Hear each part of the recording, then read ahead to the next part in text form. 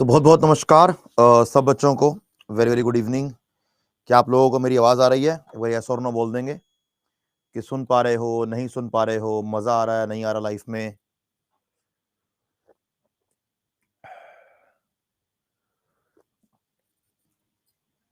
ठीक है, बहुत वेरी गुड। तो आज हमारे चैप्टर का नाम है डिमांड एंड सप्लाई। क्या बेटा? डिमांड एंड सप्लाई, यानी कि मांग एवं आपूर्ति या मांग और आपूर्ति। ये हमारा आज के चैप्टर का नाम है। ठीक है, डिमांड का मतलब क्या होता है? What is the meaning of demand?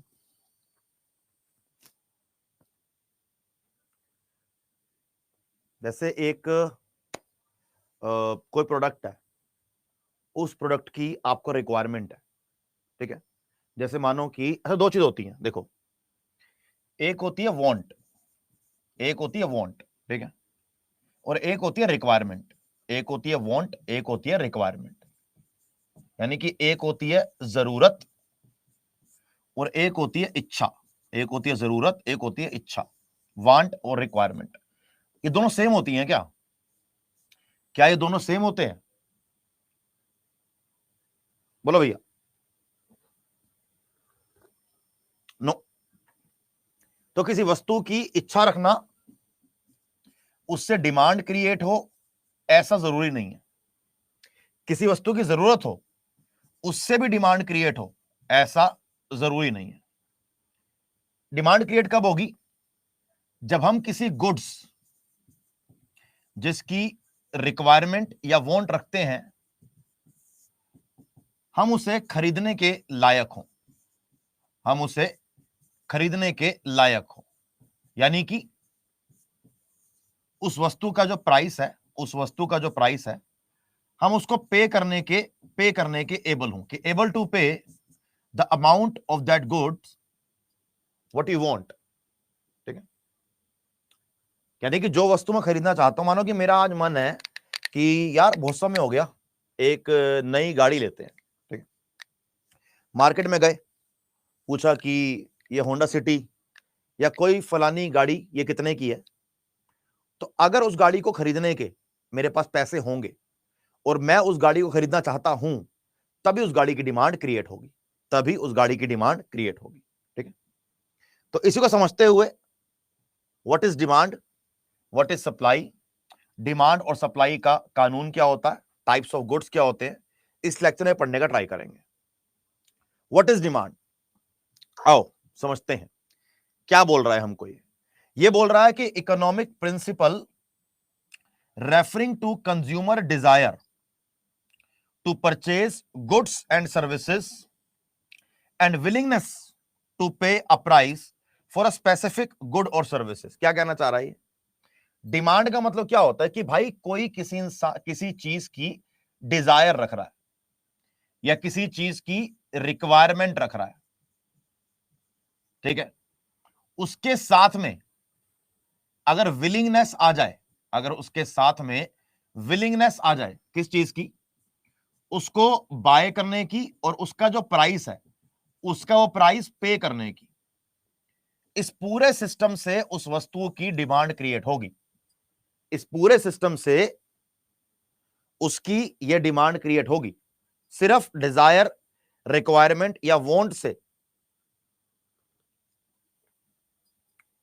Demand create नहीं होती।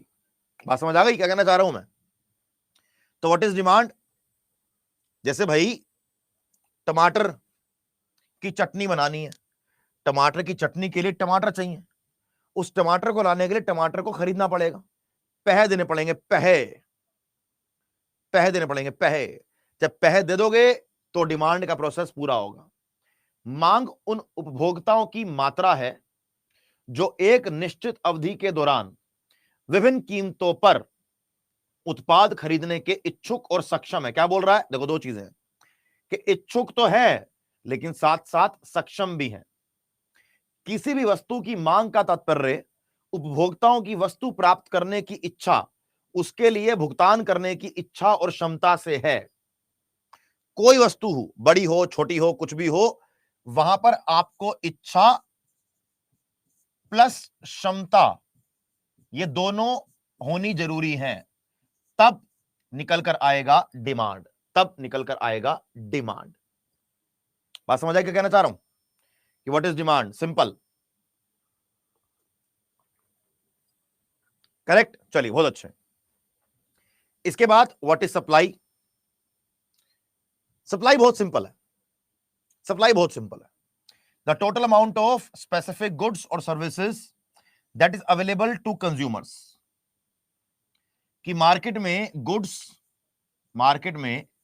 गुड्स और सर्विसेज, मार्केट में गुड्स और सर्विसेज की जो अवेलेबल क्वांटिटी है या जो अवेलेबल मात्रा है, वही टोटल सप्लाई है, वही टोटल सप्लाई है। सिंपल, वही टोटल सप्लाई है, बहुत सिंपल। दोबारा मांग आ गया, इसको डिलीट कर देते हैं, ये एक्स्ट्रा है। Let me just delete it. Okay, फिर दो कॉन्सेप्ट होते हैं, लॉ ऑफ डिमांड। फिर दो कॉन्सेप्ट होते हैं, लॉ ऑफ डिमांड और एक होता है लॉ ऑफ सप्लाई। दो आपके होते हैं। ये बेसिकली हो क्या रहा है यार, बात समझने वाली यहां पर क्या आ रही है कि जब मैं डिमांड की बात कर रहा हूं तो डिमांड को लेकर ना एक कॉन्सेप्ट है, डिमांड को लेकर एक कॉन्सेप्ट होता है और बहुत लॉजिकल कॉन्सेप्ट है, खराब कॉन्सेप्ट नहीं है ये वाला।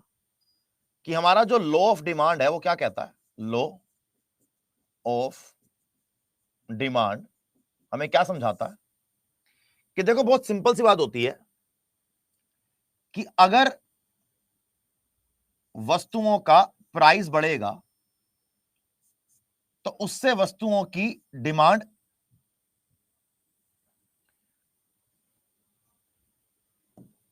दोबारा करेंगे। We are talking about law of demand, we are talking about law of demand, और बहुत सिंपल कॉन्सेप्ट है इसका कि अगर किसी वस्तु का प्राइस बढ़ेगा तो उस वस्तु की डिमांड कम हो जाएगी, तो उस वस्तु की डिमांड कम हो जाएगी। ठीक है, अगर किसी वस्तु का प्राइस कम होगा तो उस वस्तु की डिमांड बढ़ जाएगी। मैं ये किन वस्तुओं की बात कर रहा हूं? मैं ये नॉर्मल गुड्स की बात कर रहा हूं। नॉर्मल गुड्स क्या होते हैं? नॉर्मल गुड्स जो हम लोग अपने नॉर्मल जीवन के अंदर यूज करते हैं। ठीक है, अरे बेटा रोहित, अभी तो मेरे भाई ये क्लास अभी चालू हुई है, अभी समझने समझाने का पूरा प्रोसेस चलेगा लेक्चर में, अभी तो स्टार्ट हुआ है। मेरी क्या तू फर्स्ट क्लास ले रहा है क्या? है रोहित, फर्स्ट क्लास अटेंड कर रहा है क्या मेरी कोई? या नहीं पता पढ़ाने का स्टाइल कैसा है?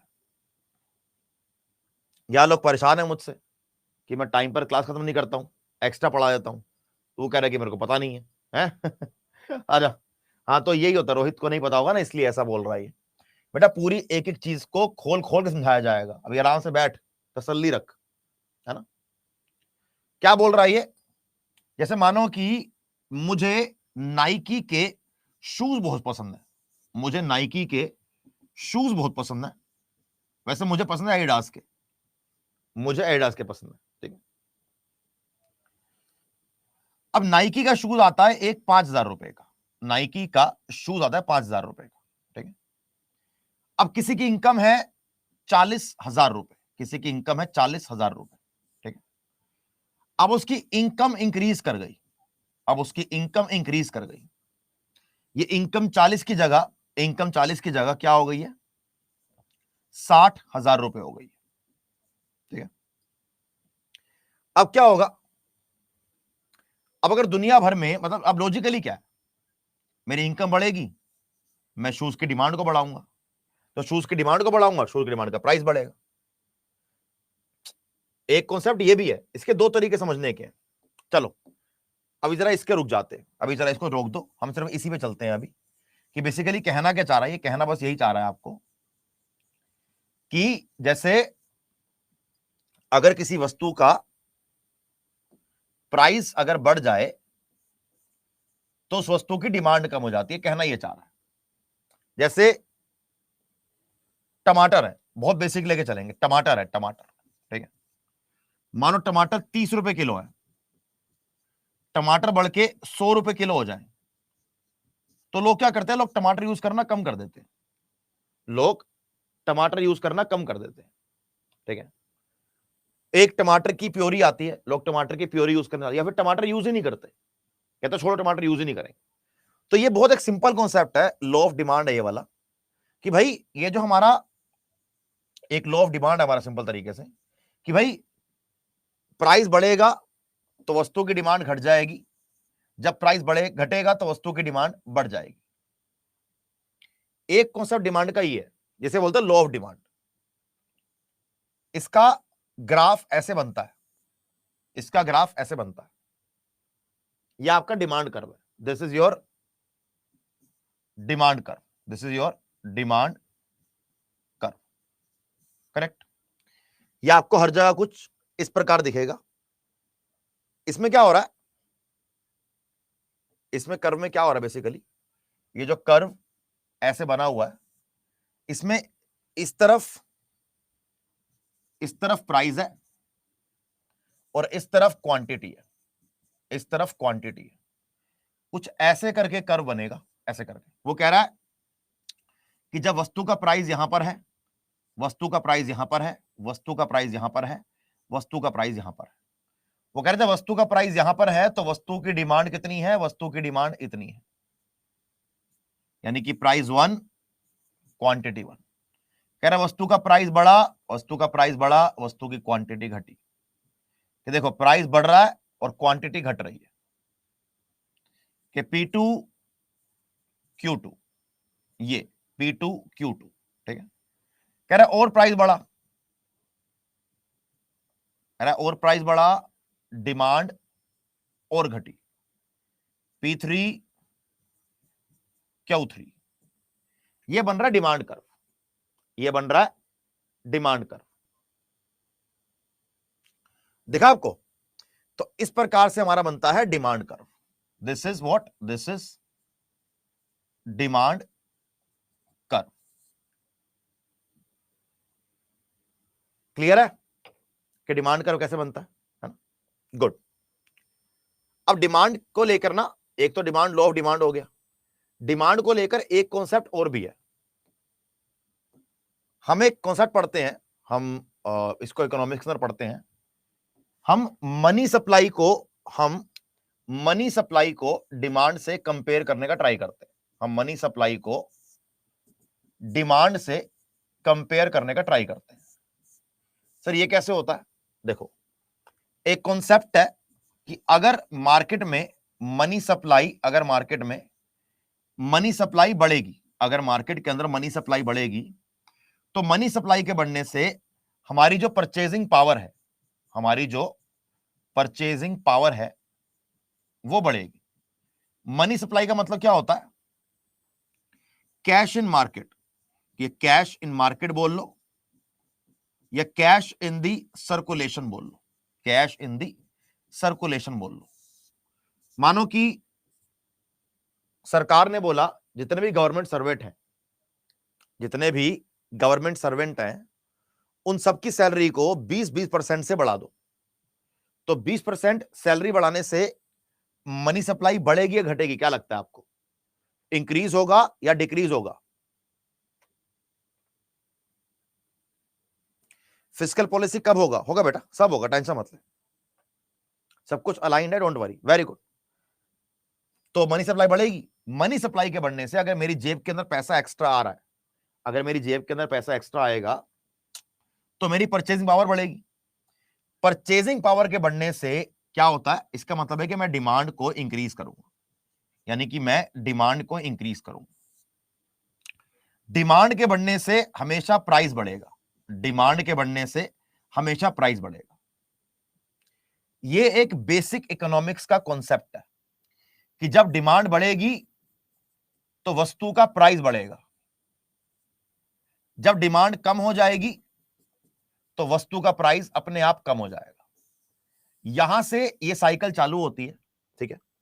अब एक हमारा बेसिक कॉन्सेप्ट ये हो गया, एक हमारा जो एक्स्ट्रा कॉन्सेप्ट है वो है हमारा लॉ ऑफ डिमांड, एक है हमारा लॉ ऑफ डिमांड। वो क्या बोल रहा है? लॉ ऑफ डिमांड बोल रहा है, देखो बहुत क्लियर बोल रहा है हमको लॉ ऑफ डिमांड। ये बोल रहा है कि प्राइस के बढ़ने से डिमांड कम होगी, ये बोल रहा है कि भाई प्राइस के बढ़ने से डिमांड कम हो रही है और प्राइस के कम होने से डिमांड बढ़ रही है। तो सर क्या लॉ ऑफ डिमांड का और इसका कोई आपस में रिश्ता है? बिल्कुल है। जो भारत के अंदर एक मार्केट चलती है डिमांड सप्लाई की, जो भारत के अंदर एक डिमांड एंड सप्लाई की मार्केट चलती है, वो लॉ ऑफ डिमांड और ऑटोमेटिक डिमांड के सिस्टम से मिक्स होकर चलती है। कैसे चलती है आओ समझाता हूं। ये देखो, अगर मैं इसमें एक एक्स्ट्रा पेज और ऐड कर लूं, अगर मैं इसमें लॉ ऑफ डिमांड में चल के हम एक एक्स्ट्रा पेज इसमें और ऐड कर लें।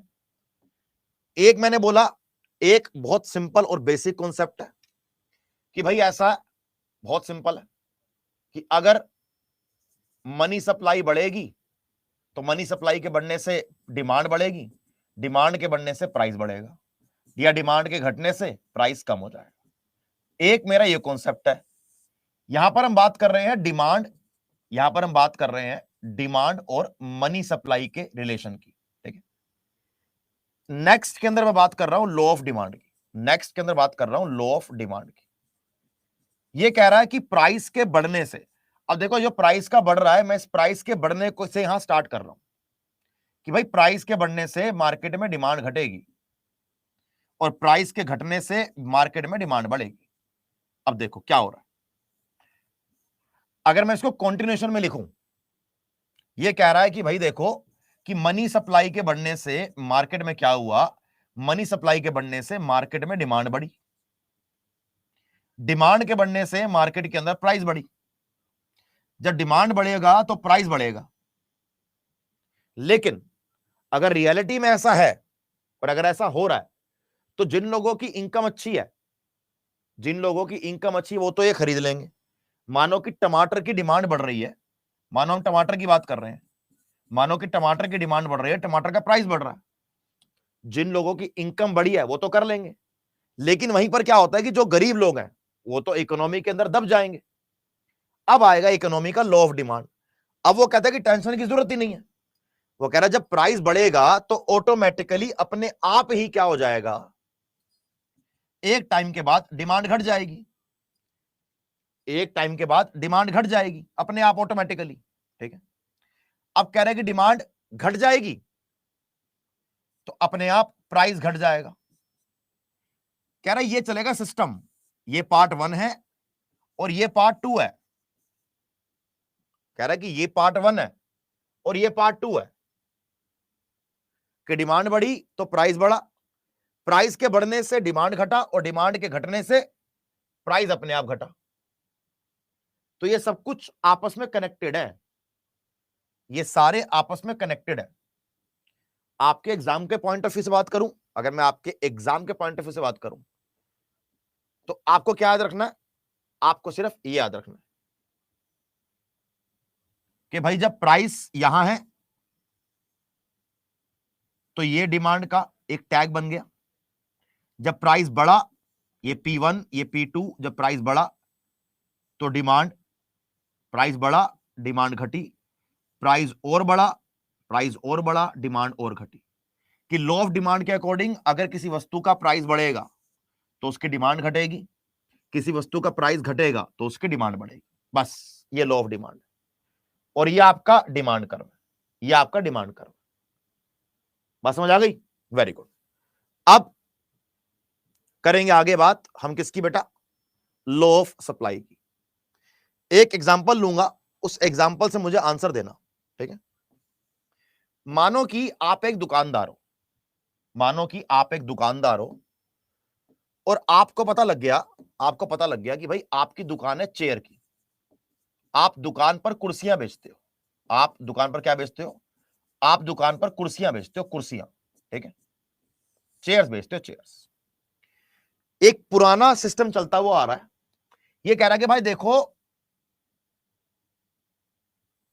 कि लॉ ऑफ डिमांड के चलते हुए एक सिस्टम ऐसा बन गया है, कि लॉ ऑफ डिमांड के चलते हुए सिस्टम ऐसा बन गया है कि भाई देखो क्या कह रहा है वो लॉ ऑफ डिमांड में, ये कह रहा है कि प्राइस के कम होने से डिमांड बढ़ रहा है, ये लॉ ऑफ डिमांड कह रहा है ना। लेकिन एक मुद्दा तो ये भी कह रहा है कि भाई अगर आपका जो ये मुद्दा है कि आपकी अगर डिमांड बढ़ी हुई है कि अगर आपकी किसी वस्तु की डिमांड बढ़ी हुई है, ठीक है, डिमांड क्यों बढ़ती है? डिमांड के बढ़ने से क्या होगा? वस्तु का प्राइस बढ़ेगा। ये पढ़कर आए हैं अभी हम कि भाई अगर डिमांड बढ़ेगा तो वस्तु का प्राइस बढ़ेगा। हम ये पढ़कर आए हैं अभी। बोलो यस और नो। ये पढ़कर आए हैं ना अभी हम। अब मानो कि आपकी चेयर की दुकान है और आपको पता है कि भाई प्राइस बढ़ा हुआ है, कि पहले मार्केट के अंदर 100 रुपए की चेयर बिकती थी, अब मार्केट में 130 की बिक रही है। आपकी दुकान है, ठीक है। अब आप रियलिटी में मुझे आंसर देना कि आप अपनी कुर्सियों की सप्लाई को, आप अपनी कुर्सियों की सप्लाई को बढ़ाओगे या कुर्सियों की सप्लाई को घटाओगे? बोलो भैया क्या करोगे? इंक्रीज करोगे, डिक्रीज करोगे सप्लाई को? ये बताओ मेरे को आप। बहुत बढ़िया, पायल ने बता दिया कि भाई मैं तो सप्लाई बढ़ा दूंगी। क्यों बढ़ा दूंगी? मैं सप्लाई इसलिए बढ़ा दूंगी कि जितना हो सके प्रॉफिट कमा लो, जितना हो सके प्रॉफिट कमा लो। पुरानी मूवीज में, जब आपकी मूवी में अमिताभ बच्चन, धर्मेंद्र काम किया करते थे, आता नहीं था मूवी में कि एक गांव के अंदर लाला है, उसने अपनी दुकान में 500 किलो अनाज रखा हुआ है, कि एक ऐसा सिस्टम क्रिएट कर दूंगा कि जिससे डिमांड बढ़ जाए और डिमांड के बढ़ने से गेहूं का प्राइस बढ़ जाए। जब प्राइस बढ़ जाएगा तो फिर आराम आराम से सप्लाई को बढ़ाऊंगा कि बढ़े हुए प्राइस पर सामान को बेचकर ज्यादा से ज्यादा पैसा कमा लूं। ऐसा होता था ना? बोलो ऐसा होता था कि नहीं होता था? ऐसा हुआ है ना मूवीज के अंदर? यही हो रहा है। अब क्या होता है आपके, बेसिकली आपकी अर्थव्यवस्था में अगर किसी वस्तु की डिमांड ज्यादा है तो डिमांड के ज्यादा होने पर वस्तु का प्राइस बढ़ेगा। डिमांड के ज्यादा होने पर वस्तु का प्राइस बढ़ता है, भाव बढ़ जाता है वस्तु का। अब अगर किसी वस्तु का प्राइस ज्यादा है तो जो सेलर है, जो सामान को बेच रहा है, भाई वो सप्लाई को इंक्रीज कर देगा, वो सप्लाई को इंक्रीज कर देगा, सप्लाई को बढ़ा दिया जाएगा, ठीक है, सप्लाई को बढ़ा दिया जाएगा, ठीक है। अब यहां पर एक कॉन्सेप्ट और निकल के आता है, ठीक है। ये कह रहा है कि डिमांड ज्यादा थी तो प्राइस ज्यादा था। मानो कि डिमांड थी 140 वस्तुओं की, डिमांड थी 140 वस्तुओं की, इस समय पर सप्लाई थी, इस समय पर सप्लाई थी 100 वस्तुओं की, तो 40 की ज्यादा थी तो इसलिए वस्तु का प्राइस बढ़ रहा था। अब इसने यहां पर सप्लाई को इंक्रीज किया कुर्सियों को, तो जो 100 वस्तुओं की डिमांड थी अब वो 130 सप्लाई हो गई है, 130 सप्लाई हो गई है, और 140 डिमांड पर, जहां पहले 100 चेयर थी अब 140 की डिमांड पर 130 सप्लाई है। जरा बताना मुझे एक बार कि यहां पर अगर ये वस्तु का प्राइस 200 रुपए है, चेयर का प्राइस, तो इस सिचुएशन में प्राइस बढ़ेगा कि कम होगा? इस सिचुएशन में प्राइस बढ़ेगा या कम होगा? क्या लगता है आपको अगर सप्लाई को इंक्रीज कर दूंगा तो? Very good. अब बेसिकली क्या होता है, इसका एक बहुत सिंपल सा रूल है, मैं आपको ये सारे के सारे एग्जांपल हटा रहा हूं, सिर्फ समझ के चलेगा, समझना जरूरी है, समझना जरूरी है, ठीक। अब इसमें क्या हो रहा है, बेसिकली बहुत सिंपल सा एक पॉइंट समझाऊंगा आपको मैं कि भाई अगर प्राइस के बढ़ने से सप्लाई को बढ़ा दिया गया है तो आगे चलकर क्या होता है कि सप्लाई के बढ़ने से मार्केट में जो वस्तु का प्राइस है वो कम हो जाएगा। ये सब ना ऑटोमेटिकली चल रहा है, ये सब ना ऑटोमेटिकली चल रहा है। अभी एक कॉन्सेप्ट समझाऊंगा आगे, आपको लगेगा हाँ भाई सही तो कह रहा है ये आदमी। अभी एक कॉन्सेप्ट आएगा, अब देखो क्या बोल रहा है। अब पढ़ेंगे what is law of demand, what is law of supply, ये पढ़ेंगे। क्या कह रहा है ये कह रहा है ये एक माइक्रो इकोनॉमिक कॉन्सेप्ट है जो कहता है कि अगर किसी वस्तु का प्राइस बढ़ जाए, अगर किसी वस्तु का प्राइस बढ़ जाए तो उस वस्तु की जो सप्लाई की क्वांटिटी है उसको बढ़ा दिया जाएगा। अगर किसी वस्तु की सप्लाई की क्वांटिटी है, क्या बोल रहा है लॉ ऑफ सप्लाई, कि अगर किसी वस्तु का प्राइस बढ़ेगा तो वस्तु की सप्लाई को बढ़ा देंगे।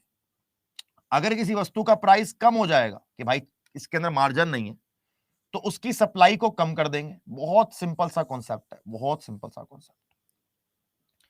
तभी आप मेजरली किसी भी मार्केट में चले जाओ, कभी कभी आपको लगता है कि यार इस टाइप की शर्ट ना हर दुकान पर बिक रही है, एक टाइप की शर्ट हर दुकान पर बिक रही है, या एक टाइप की मतलब कोई कोल्ड ड्रिंक की दुकान होगी, कोई कुछ भी होगा, आपको लगेगा मार्केट में एक चीज कॉमन है। क्यों? क्योंकि बिक रही है, क्योंकि उसकी डिमांड है।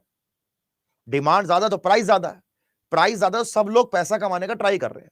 लेकिन जब एक दिन सब लोग उसको रख लेंगे तो उसकी डिमांड कम हो जाएगी, उसका प्राइस गिर जाएगा। आओ आपको मैं इसकी साइकिल समझाता हूं एक। और इसकी साइकिल की बात करते हैं। इसकी साइकिल होती है बेसिकली एक, देखो साइकिल क्या होती है कि किसी वस्तु का प्राइस बढ़ा, उस वस्तु की डिमांड बढ़ी। किसी वस्तु का प्राइस बढ़ा, उस वस्तु की डिमांड बढ़ी, ठीक है। उस वस्तु की अगर डिमांड बढ़ेगी तो डिमांड के बढ़ने से एक टाइम बाद क्या हो जाएगा? अगर डिमांड बढ़ेगी तो डिमांड के बढ़ने से एक टाइम बाद क्या हो जाएगा? समझ आ रहा है? थोड़ा सा ना यहां पर उल्टा हो गया, हमें को थोड़ा सा वापस लेके चलेंगे, थोड़ा इसको आसान करते हैं कि समझ में आए आपको। बहुत सिंपल पॉइंट है कि अगर किसी वस्तु की डिमांड बढ़ रही है तो उस वस्तु का प्राइस बढ़ जाएगा। ये कॉन्सेप्ट समझ आता है यहां तक कि अगर किसी वस्तु की डिमांड बढ़ी तो वस्तु का प्राइस बढ़ गया।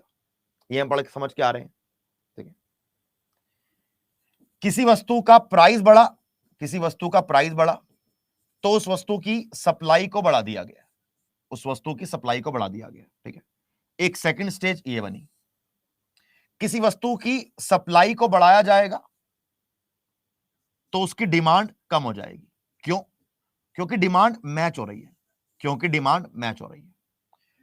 अब जब डिमांड कम हो जाएगी तो उस वस्तु का प्राइस कम हो जाएगा, तो उस वस्तु का प्राइस कम हो जाएगा, ठीक है। अब इसके बाद क्या होगा? इस कॉन्सेप्ट से क्या होगा कि जब प्राइस कम हो जाएगा तो वस्तु की डिमांड बढ़ जाएगी। अब जब डिमांड बढ़ जाएगी तो दोबारा से फिर ये साइकिल स्टार्ट हो जाएगी। ये आपकी डिमांड एंड सप्लाई साइकिल है, ये डिमांड और सप्लाई आपकी साइकिल है जो परमानेंट चलती रहती है। ये आपकी डिमांड सप्लाई साइकिल है बेटा, जो परमानेंट चलती रहती है। और ये क्या है ना, ये ऑटोमेटिक है। ये क्या है? ये ऑटोमेटिक है। इसी को बोलते हैं मार्केट फोर्सेस, इसी को बोलते हैं मार्केट फोर्सेस। कि इन ऑटोमेटिक लॉ ऑफ डिमांड और लॉ ऑफ सप्लाई पे आपकी मार्केट ऑटोमेटिकली चलती रहती है, आपकी मार्केट ऑटोमेटिकली चलती रहती है। बात समझ आई क्या कहना चाह रहा हूं? तो समझ में आ गया सारा कि जो पढ़ा है हमने अभी तक, हमने अभी तक क्या पढ़ा है? हमने पढ़ा है अभी तक कि भाई डिमांड क्या होता है, सप्लाई क्या होता है, लॉ ऑफ डिमांड क्या होता है और लॉ ऑफ सप्लाई क्या होता है। ये सब समझ में आ गया आपको अभी तक कि क्या कहना चाह रहा हूं मैं? यस। अब ये बनता है सप्लाई का कर्व, ये बनेगा सप्लाई का कर्व, ठीक है। ये आपका सप्लाई कर्व है, ये आपका सप्लाई कर्व कि प्राइस बढ़ रहा है कि P1 P2 P3, इस प्राइस पर इतनी सप्लाई है, इस प्राइस पर इतनी सप्लाई है, इस प्राइस पर इतनी सप्लाई है कि P1 supply 1, P2 supply 2, P3 supply 3 के प्राइस के बढ़ने से सप्लाई बढ़ी, फिर प्राइस के बढ़ने से फिर से आपकी सप्लाई बढ़ी। कि प्राइस बढ़ रहा है तो क्या हो रहा है? प्राइस बढ़ रहा है तो सप्लाई भी अपने आप बढ़ रही है, प्राइस बढ़ रहा है तो सप्लाई अपने आप बढ़ रही है। डन? बोलो, क्लियर हो गया क्या कहना चाह रहा हूं? है ना? आ जाओ, वेरी गुड। ये देख, ये सप्लाई कर्व है जो हम पढ़ रहे थे अभी, ये वही कर्व है। यहां प्राइस है कि अगर एक प्राइस ये है, एक प्राइस ये है, एक प्राइस ये है और एक प्राइस ये है। ये क्वांटिटी है कि भाई अगर इस प्राइस पर जा रहा हूं, कि अगर इस प्राइस पर जाऊंगा तो ये क्वांटिटी है, इस प्राइस पर जाऊंगा तो ये सप्लाई क्वांटिटी है, इस प्राइस पर जाऊंगा तो ये सप्लाई क्वांटिटी है, इस प्राइस पर जाऊंगा तो ये सप्लाई क्वांटिटी है। कि price 1 supply 1, price 2 supply 2, price 3 supply 3। कि अगर प्राइस बढ़ा तो प्राइस के बढ़ने से सप्लाई बढ़ी, प्राइस बढ़ा प्राइस के बढ़ने से सप्लाई बढ़ी, प्राइस बढ़ा सप्लाई बढ़ी, प्राइस बढ़ा सप्लाई बढ़ी। ये कॉन्सेप्ट है। कि मुझे जो मेरा लॉ ऑफ सप्लाई है वो क्या बोल रहा है, जो मेरा लॉ ऑफ सप्लाई मुझे क्या बोल रहा है कि मेरे भाई, मेरे प्यारे दोस्त, प्राइस के बढ़ने से सप्लाई बढ़ती है, कि प्राइस के बढ़ने से सप्लाई बढ़ती है।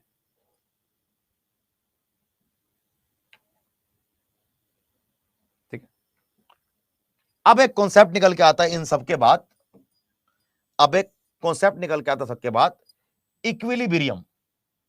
अब क्या होता है ना कि मार्केट, अब क्या होता है ना कि मार्केट एक वोलेटाइल चीज है कि कभी प्राइस बढ़ जाएगा, कभी प्राइस कम हो जाएगा, कभी तो प्राइस बढ़ जाएगा, कभी तो प्राइस कम हो जाएगा, कभी सप्लाई बढ़ जाएगी, कभी सप्लाई कम हो जाएगी, वोलेटाइल है।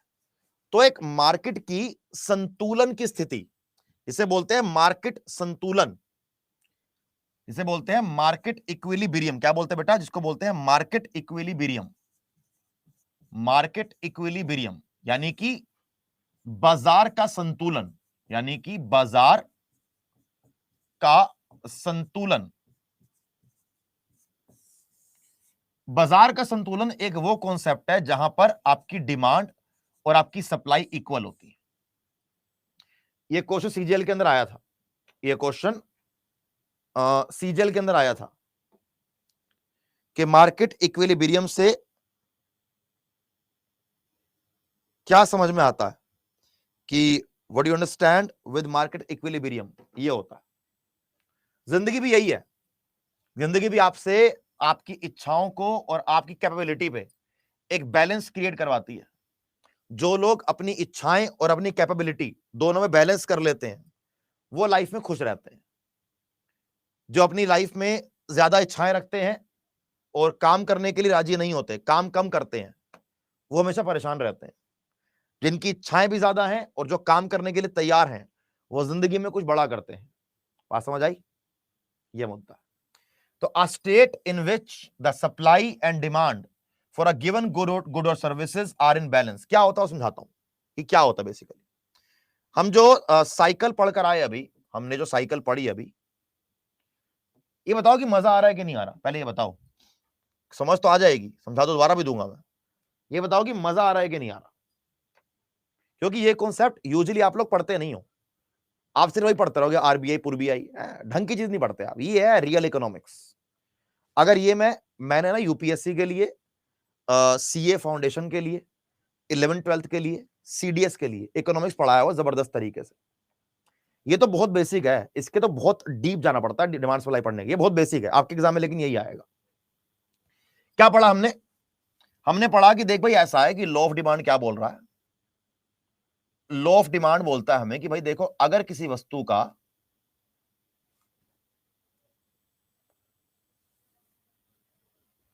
प्राइस अगर बढ़ेगा तो प्राइस के बढ़ने से वस्तु की डिमांड कम हो जाएगी। ठीक, ये कह रहा नहीं कि अगर भाई प्राइस बढ़ेगा तो प्राइस के बढ़ने से वस्तु की डिमांड कम हो जाएगी। इसका उल्टा कर दे, प्राइस के घटने से वस्तु की डिमांड घट जाएगी। ठीक है भाई, एक कॉन्सेप्ट तो हमारा ये वाला है, एक कॉन्सेप्ट हमारा ये वाला, लेकिन एक कॉन्सेप्ट और भी तो है ना। एक कॉन्सेप्ट क्या है? एक कॉन्सेप्ट मुझे समझा रहा है कि भाई डिमांड के बढ़ने से वस्तु का प्राइस बढ़ता है। क्या कह रहा है? कह रहा है कि डिमांड के बढ़ने से वस्तु का प्राइस बढ़ता है, वो ये बोल रहा है। एक कॉन्सेप्ट ये भी है, एक कॉन्सेप्ट ये भी है, और एक कॉन्सेप्ट ये भी है। कह रहा ठीक है भाई, कह रहा है कि डिमांड के बढ़ने से वस्तु का प्राइस तो बढ़ गया, लेकिन प्राइस के बढ़ने से इस कॉन्सेप्ट को उठाकर लाऊंगा तो प्राइस बढ़ेगा, तो ऑटोमेटिकली एक टाइम बाद जाकर डिमांड कम हो जाएगी। ये लॉजिकल बात है, ये तो बहुत ही लॉजिकल बात है ना। देखो एग्जांपल लेते हैं, मानो कि टमाटर है, मानो कि टमाटर का जनरली प्राइस क्या होता है? 20 रुपए किलो होता है। टमाटर का जनरली प्राइस 20 रुपए किलो होता है। ठीक है, अब प्रैक्टिकल बात करेंगे। बीच में एक समय आया था अभी 8-10 महीने पहले, टमाटर का प्राइस 200 रुपए किलो हो गया था। हो गया था ना, टमाटर का प्राइस 200 रुपए किलो हो गया था। क्यों हो गया था? क्योंकि मार्केट में टमाटर की तंगी हो गई थी, मंदी हो गई थी, टमाटर था नहीं। तो क्या हुआ? तो टमाटर की डिमांड बढ़ी, तो टमाटर की मांग बढ़ी, तो टमाटर की मांग बढ़ने से टमाटर का मूल्य बढ़ा, यानी कि टमाटर का प्राइस बढ़ा। ये वाला पॉइंट है, पहले वाला। ठीक है भाई, 2-3 महीने में जो मूल्य बढ़ा, अब क्या होता है उसके बाद कि भाई टमाटर की सप्लाई चालू हो गई, टमाटर की सप्लाई चालू हो गई, ठीक है, टमाटर आना चालू हो गया। अब जो लोग, ये प्राइस बढ़ा था, जो लोग टमाटर नहीं खरीद रहे थे उन्होंने टमाटर खरीदना बंद कर दिए, तो प्राइस के बढ़ने से डिमांड कम हो गई। अब 200 रुपए किलो टमाटर पे कौन खरीदेगा? चलो पहले डिमांड बढ़ी बढ़ी बढ़ी बढ़ी, बढ़ते बढ़ते बढ़ते 200 रुपए किलो तक लेके गए। अब इस पर कौन करेगा? ये तो खरीदा नहीं किसी ने, सर ने मना कर दिया कि हमसे हाथ जुड़वा लो, हम नहीं खाएंगे टमाटर, टमाटर खाते ही नहीं हम, है ना। तो प्राइस कम हुआ, प्राइस, डिमांड बढ़ी, ये प्राइस बढ़ी, डिमांड कम हुआ, तो यहां पहुंच गए। अब प्राइस बढ़ी, डिमांड कम हुआ, तो बहुत सिंपल सी बात थी, जब यहां पर प्राइस बढ़ रहा था, यहां पर जब प्राइस बढ़ रहा था तो भाई लोगों ने क्या किया, लोगों ने सप्लाई बढ़ाई। इस सप्लाई के बढ़ाने से अपने आप क्या होता है, यहां डिमांड कम हुई ना, सप्लाई के बढ़ाने से डिमांड कम हुई, डिमांड के कम होने से अपने आप प्राइस कम हो गया। तो ये ऑटोमेटिकली साइकिल है, ये आपकी ऑटोमेटिक साइकिल है कि अपने आप सब कुछ हो जाएगा, अपने आप कुछ करने की जरूरत नहीं पड़ेगी आपको, अपने आप ये कम हो जाएगा। भाई देखो, इकोनॉमिक्स हर एग्जाम में आती है और ये आपके एनटीपीसी पुंटीपी सबके लिए, एनटीपीसी सीडीएस सबके लिए। अब आता है कॉन्सेप्ट मार्केट इक्विलिब्रियम का, अब आता है कॉन्सेप्ट मार्केट इक्विलिब्रियम, यानी कि बाजार का संतुलन, यानी कि बाजार का संतुलन, ये आपका एक कॉन्सेप्ट आएगा अभी अभी, बिल्कुल नया नया, बिल्कुल शानदार फ्रेश कॉन्सेप्ट है। हमने पढ़ा डिमांड कर्व ऐसे बनता है, हमने पढ़ा सप्लाई कर्व ऐसे बनता है। डिमांड कर्व कहता है कि भाई अगर प्राइस बढ़ेगा, डिमांड कर्व कहता है कि भाई अगर प्राइस बढ़ेगा तो प्राइस के बढ़ने से डिमांड बढ़ेगी, कह रहा है कि प्राइस के बढ़ने से, कि प्राइस बढ़ा, ये प्राइस यहां प्राइस बढ़ा तो ये आपकी क्या हो जाएगी, आपकी डिमांड घट जाएगी, ये आपका लॉ ऑफ डिमांड है। ये कह रहा है कि प्राइस के बढ़ने से भाई सप्लाई बढ़ा देंगे हम, तो एक कह रहा है कि प्राइस यहां से यहां जाएगा, क्वांटिटी कम हो जाएगी, एक कह रहा है कि प्राइस यहां से यहां जाएगा, हम सप्लाई को इंक्रीज कर देंगे, यही तो कह रहा है ये, यही तो कह रहा है ना ये। तो भाई क्या कहना चाह रहा है बेसिकली, इस बेसिक चीज में अगर हम इसको सुंदर और साफ तरीके से बनाने की कोशिश करते हैं दोनों चीजों को, जिससे कि आपको नोट्स के समय पढ़ते हुए दिक्कत ना आए बिल्कुल भी, वो हमारा ये कॉन्सेप्ट है, बहुत सिंपल। ये मेरा डिमांड कर्व है, ये मेरा डिमांड कर्व है, ठीक है, ये लाइन प्राइस की है, ये लाइन क्वांटिटी की है, ये मेरा सप्लाई कर्व है, ये प्राइस की लाइन है, ये मेरी सप्लाई की लाइन है, सिंपल, ये मेरा सप्लाई कर्व। अब what is the meaning of market equilibrium? Where demand is equal to supply, where demand is equal to supply, that situation is known as market equilibrium. कैसे बनेगा ये देखिए कैसे बनेगा। जब एक ही कर्व के अंदर पहले बनाऊंगा मैं डिमांड कर्व और फिर बनाऊंगा मैं सप्लाई कर्व, ये मेरा सप्लाई कर्व है, ये मेरा डिमांड कर्व है, और डिमांड कर्व और सप्लाई कर्व में एक ऐसा पॉइंट आएगा बीचों बीच, एक ऐसा पॉइंट आएगा बीचों बीच, जिस पॉइंट पर मेरी डिमांड सप्लाई के इक्वल हो जाएगी। मेरी जो डिमांड है, ये जो मेरी डिमांड है, ये सप्लाई के इक्वल हो जाएगी।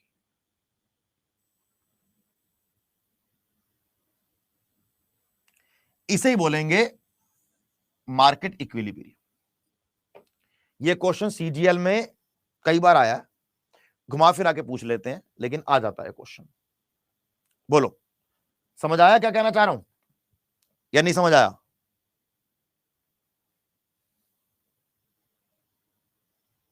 डन, ये आपका हो चुका है मार्केट इक्विलिब्रियम, ये बना, जो समझाया था वही का वही है, कुछ अलग नहीं है इसमें। अब कुछ टाइप्स ऑफ गुड्स होते हैं, फटाफट से इनको समझाने का ट्राई करेंगे, जिससे कि आज की क्लास में निपटाना है इस चैप्टर को। ये पूछ रहा है, एक है कॉम्प्लीमेंट्री गुड्स,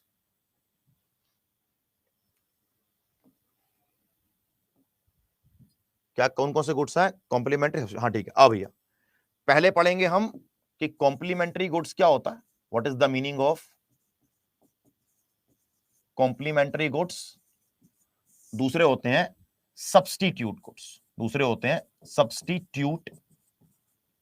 सब्स्टिट्यूट गुड्स। एक कॉम्प्लीमेंट्री गुड्स, एक होता है हमारा बेटा सब्स्टिट्यूट गुड्स। ये दो गुड्स होते हैं हमारे। कॉम्प्लीमेंट्री गुड्स क्या होता है, पता है किसी को? कॉम्प्लीमेंट्री गुड्स क्या होता है?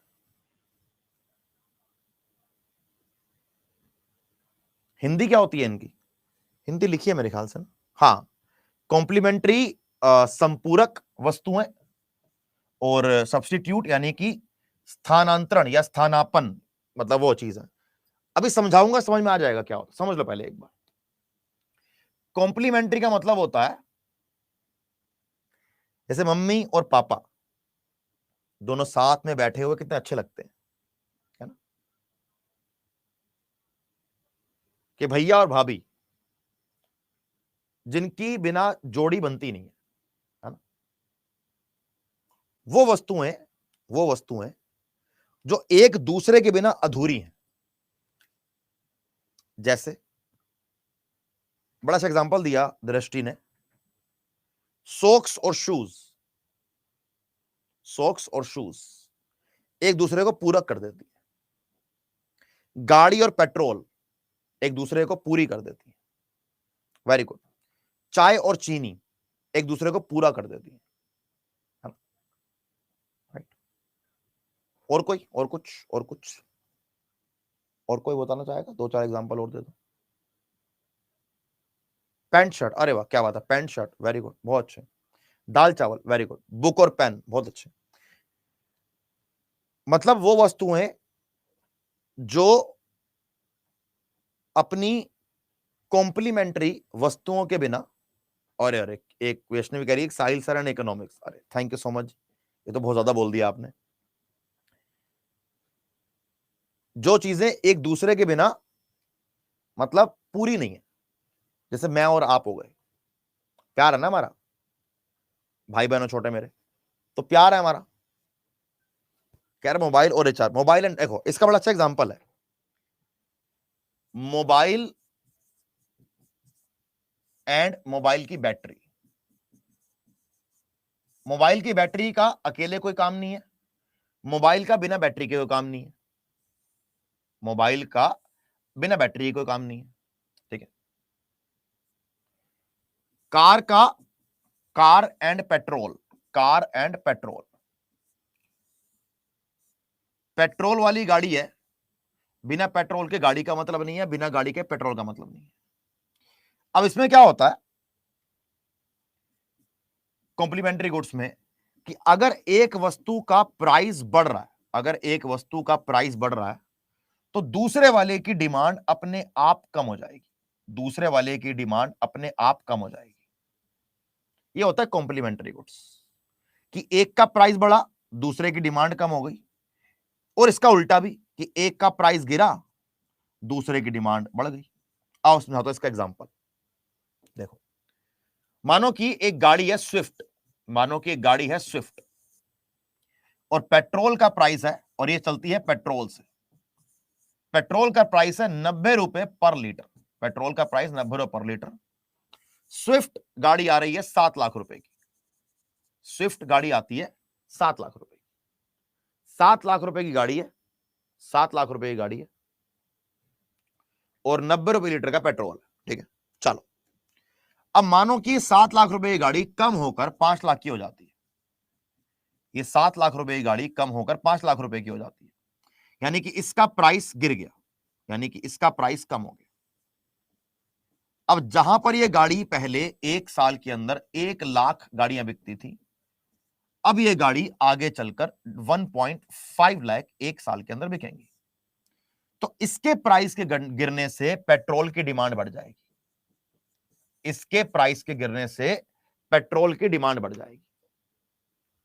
तो इसमें यही होता है, चाहे मोबाइल की बात कर ले या बैटरी की बात कर ले, गाड़ी की बात कर ले या पेट्रोल की बात कर ले, एक वस्तु का प्राइस बढ़ेगा, दूसरे का कम हो जाएगा, एक का कम होगा, दूसरे का प्राइस बढ़ जाएगा। यानी कि सब कुछ उल्टा चलेगा, उल्टा, सब कुछ उल्टा चलेगा, उल्टा, ठीक है। अब आएंगे सब्स्टिट्यूट के कोल्ड ड्रिंक पीने का मन कर रहा है, मार्केट में गए कोका कोला लेने, मार्केट में गए कोका कोला लेने, कोका कोला तो अवेलेबल नहीं थी, पेप्सी लेके आ गए, कोका कोला तो अवेलेबल नहीं थी, पेप्सी लेकर आ गए, ठीक है भैया। कैब बुक करनी है, ओला की ऐप नहीं चल रही, उबर से कैब बुक कर ली, उबर से कैब बुक कर ली, ठीक है भाई। स्विगी का सर्वर डाउन है, खाना मंगाना था, स्विगी नहीं चल रहा, जोमैटो से, स्विगी नहीं चल रहा, जोमैटो से ऑर्डर बुक कर लिया। यानी कि बेसिकली क्या होता है कि चाय पीनी है, चाय नहीं मिल रही, कॉफी पी ली, है ना। इसमें क्या होगा, इसके अंदर क्या होगा, बहुत सिंपल है। इसमें यह होगा कि अगर तो एक वस्तु का प्राइस बढ़ जाता है तो दूसरी जो सब्स्टिट्यूट वस्तु है उसकी डिमांड बढ़ जाएगी, उसकी डिमांड बढ़ जाएगी।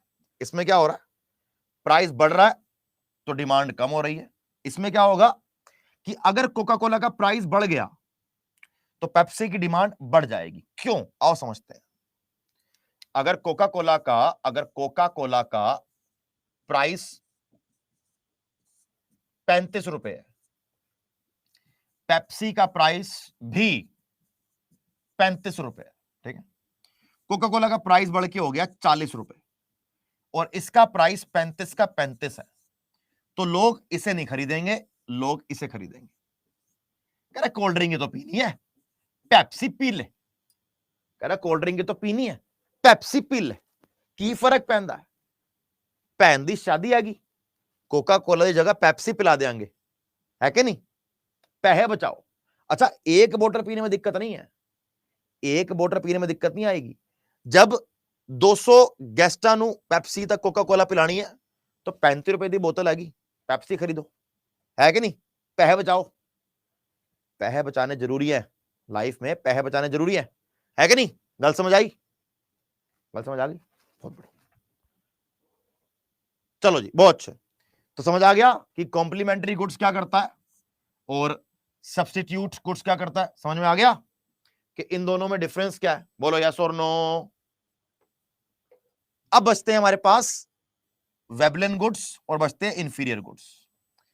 कल क्लास होगी, कल यहां से क्लास को स्टार्ट करेंगे, कल क्लास होगी, कल यहां से क्लास को स्टार्ट करेंगे और नया चैप्टर करेंगे, ठीक है। आई होप मजा आया होगा, है ना, आई होप कि मजा आया होगा। हाय, बस जीवन में एक ही इच्छा होती है मेरी कि जब मैं आपको पढ़ाऊं तो आपको बोरिंग फील ना हो, आपके ओए होए क्या पढ़ा गया है लड़का, है ना, आपके दिल से निकले कि यार ये हमारे साहिल सर ना जिंदगी में बहुत ऊपर जाए, इतना पैसा कमाया ना कि मजा ही आ रहा है। सब लोग ये प्रे किया करो, है सब लोग ये प्रे किया करो कि तुम्हारे साहिल सर बहुत ऊपर जाए और बहुत पैसा कमाए, है ना। फिर तुम बोलना ये आदमी, ये मैं पढ़ा करती थी इससे, ये पढ़ाया करते थे मेरे को, किसकी बात कर रहे हो तुम, ऐसे बोलो, ठीक है। चलो बस बिल्कुल सही, मैं आगे आगे, तुम मेरे पीछे पीछे, मजा ही आ जाएगा। बहुत सारे लोग हैं, बहुत सारे बच्चे हैं मेरे पास जो अभी मुझसे फोन करके पूछते हैं, उन्होंने पहले कोई एग्जाम निकाला, वो यूपीएससी की तैयारी कर रहे हैं, बहुत सारे बच्चे हैं ऐसे। मैं साथ छोड़ता नहीं बच्चों का, अगर कोई रियलिटी के अंदर मुझे लगता नहीं कि यार ये लाइफ में कुछ करना चाहता है, तो मुझे याद है मैं आज से 6 साल पहले मैंने सीडीएस के लिए पढ़ाता था ऑफलाइन करके, तो वो वाले बच्चों ने, कुछ ने सीडीएस क्लियर किया, कुछ ने क्लियर नहीं किया, तो जिन्होंने कर लिया और नहीं किया दोनों, मेरी बात अभी महीने में एक दो बार बात तो हो ही जाती है कि सर यूपीएससी की तैयारी कर रहा हूं, समझ नहीं आ रहा क्या करूं, ऐसा कई बार होता है। कह रहे सर फिर आपके भी डिमांड बढ़ जाएगी, ओए होए डिमांड बढ़ जाएगी तो की होया, भाइयों का साथ छोड़ते नहीं डिमांड के अंदर, डिमांड बढ़ जाएगी, बात की बात है। और आप ये बोला करो कि हम भी सेटल हो जाए, अरे बिल्कुल, मैं बड़ा हूं या ना हूं वो अलग बात है, तुम्हारी जॉब लगनी बहुत जरूरी है, क्योंकि जो तुम मेहनत कर रहे हो लाइफ में अपनी, बहुत मुश्किल चीज है यार। और मेहनत करो भाई, लगे रहो और ट्राई करो कि जो भी भगवान ने तुम्हें मौका दिया है मजे आ जाए। मोटिवेशन ढूंढते होगे आप लोग। थैंक यू अंकित भाई, thank you so much. Motivation पता क्या है? आपके घर के दो लोग, एक आपके पापा, आपकी मम्मी। बस ये सोचो कि इनके चेहरे पे खुशी लेके आनी है एक दिन ये सब कुछ खत्म हो जाने से पहले, क्योंकि एक दिन सब खत्म हो जाएगा, सब टेम्परेरी है, सबने चला ही जाना है नहीं? तो बस यही सोचो, मजा ही मजा आ जाए। ठीक है भैया, चलिए, जय हिंद, बाय बाय।